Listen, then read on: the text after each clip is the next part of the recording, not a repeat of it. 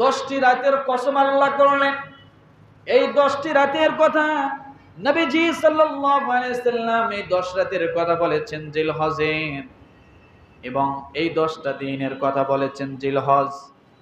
মুসলমান ভালো করে শুনি, এই 10টি রাতের এক একটা রাত হলো শবে কদরের সমান। এই 10 রাত কেন এত দামি? এই 10টি রাত এই জন্য দামি, এই 10টি রাতের প্রতিটা রাত শবে কদরের মর্যাদার কাছাকাছি। কিসের মর্যাদার কাছাকাছি? এই 10 রাতে কেউ যদি আমল করে 800 বছর আমল করার থেকে উত্তম সওয়াব হবে। কয়শো বছর? 800 বছর আমল করার থেকে উত্তম হবে। বলে এটা কিভাবে? যদি এক রাত শবে কদর সম পরিমাণ হয়, তাহলে একটা শবে কদর যদি কেউ পায় 84 বছর 4 মাস আমল করার সমান। এখন এই 84 বছর আপনি 80 বছরকে দিয়ে 10টা রাত নেন, কত হয়? 800। তাহলে এক রাত 84 বছর সমান। তাহলে 10টি রাত যদি কেউ আমলে জুড়ে শুধু রাতের আমল করে, সে 800 বছর আমলের থেকে উত্তম সওয়াব পাবে। এত দাম। আমার ভাইরা, এই জিলহজ মাস কেন এত দামি? এক নাম্বার, জিলহজ মাস হলো আল্লাহর মাস। কার মাস? ইন্না ইদ্দাতাশ শুহুরি ইনদাল্লাহি 12 শাহরান ফি কিতাবিল্লাহি ইয়াওমা খালাকাস সামাওয়াতি ওয়াল আরদা মিনহা আরবাআতুন হুরুম। 4টি মাস যে আল্লাহর সম্মানিত, তার মধ্যে জিলহজ মাসটাও কি আল্লাহর কাছে? এটা আল্লাহর মাস, এটা আল্লাহর কাছে সম্মানিত মাস। সূরা তাওবা আয়াত নাম্বার 36।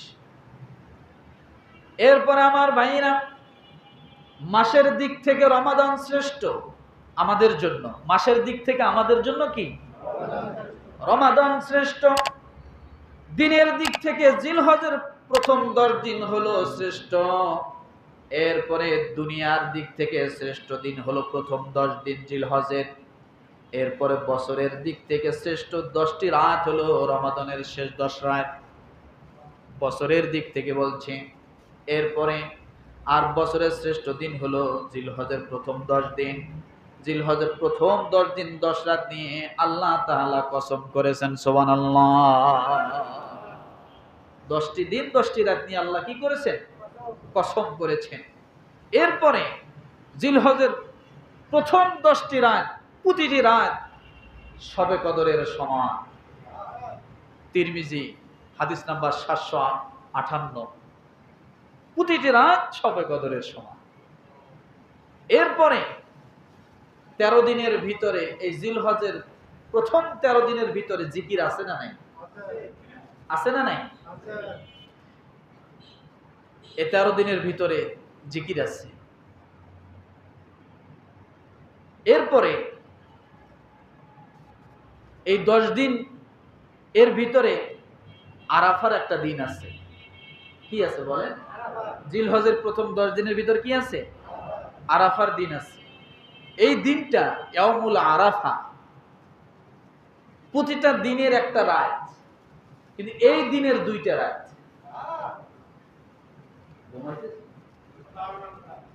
সুবহানাল্লাহ। কালকে ভাবি সহ একবারে কইল,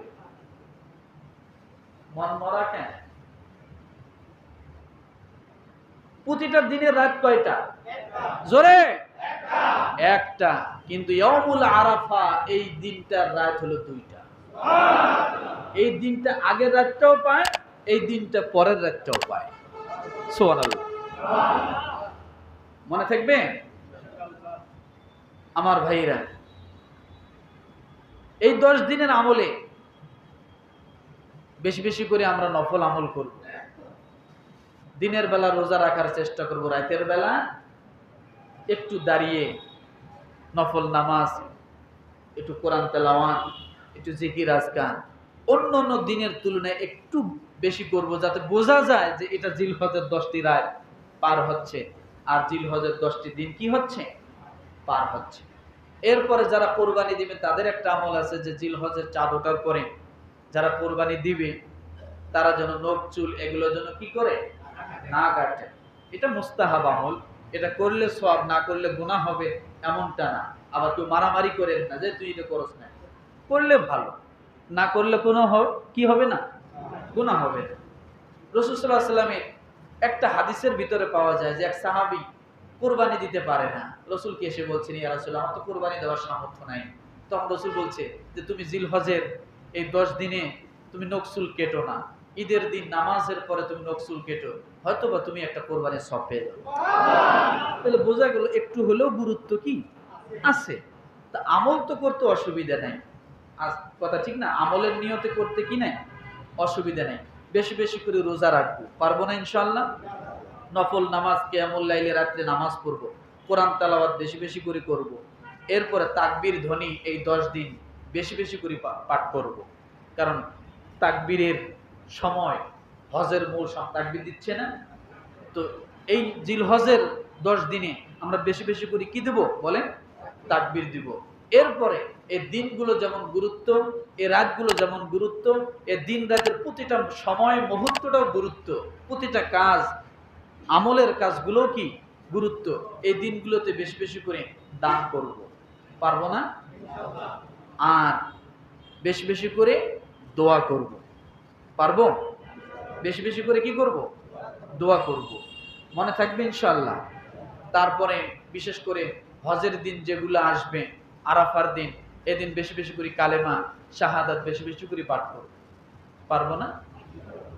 আর সবচাইতে যে বিষয়টা সেটা হলো 9 জিলহজ থেকে নিয়ে কি 13 জিলহজ পর্যন্ত কি আমল আছে, তাকবীর ধ্বনি আছে না, তাকবীর ধ্বনি আছে, এগুলো বেশি বেশি করে করব।